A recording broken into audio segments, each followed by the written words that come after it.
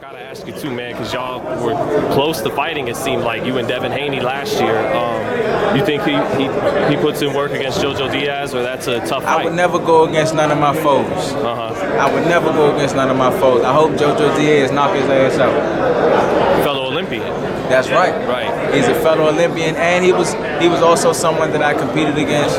You know, Jojo was someone who was willing to put it on the line. He knew what he was up against, but he wasn't afraid. He was willing to give it his best and put it on the line.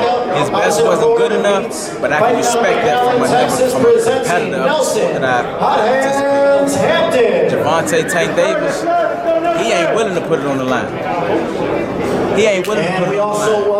Devin Haney, they talking, but they wasn't willing to put it on the line. They sent bullshit contract, just like they tried to send a bullshit contract with Jojo Diaz. Jojo told him, like, don't send me no bullshit ass contract. That's probably the contract you tried to send Gary Russell. You know what I'm saying? Don't send no bullshit contracts. Send the right contracts and let's put it on the line. I go with Jojo over Devin Haney. So he's got dog in him. He's not going to stop. Yeah, Jojo got dog. Jojo going dog. Jojo going dog no matter what. Will that give you a pretty good, if you ever did fight Haney, a pretty good look at him, because he's a southpaw, kind of similar build to you. Styles make fights. Right. Styles make fights. Devin Haney doesn't have the style that I bring. Devin Haney don't bring the style that I bring. But Styles does make fights. I think it would be a completely different style matchup between Jojo and Devin Haney versus Jojo. You know, it's different. Devin Haney doesn't bring the hand speed. He don't bring the skill set that Mr. Gary Russell Jr. brings. You know, he's a young fighter that's trying to find his way, but he still makes a lot of fucking mistakes. Mistakes that Mr. Gary Russell Jr. does not do. Mistakes that I'm pretty sure Jojo Diaz learned from when he competed against me, because he took what happened from our fight and became a world champion after that by beating Tevin Farmer. You know, easy. Easy. You know, so it speaks pedigree, it speaks volumes on his pedigree as well as mine, so we'll see. His experience with you should help him in this fight, right? The speed he's seen.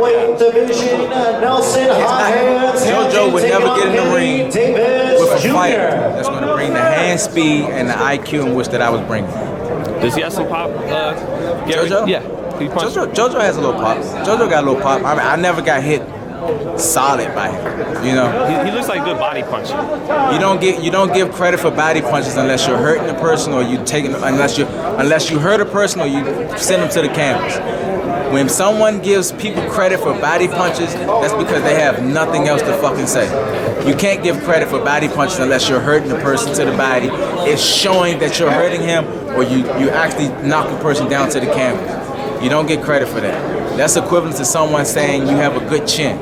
You don't get credit for doing something incorrectly. In the sport of boxing, it means to hit and not get hit. You can't give someone credit for getting hit. You know what I mean? It's kind of stupid if you ask me. It's like an oxymoron. It's like the point of them is to at some point set up the headshot, not the end off. Right? Not just the end off. Right. In most cases, you'll find the commentators, if they don't have anything to say, you know, just to make it interesting to the fan, they'll say, oh, but he threw a good body shot. It's a good body shot. What the fuck? It ain't hurting the guy.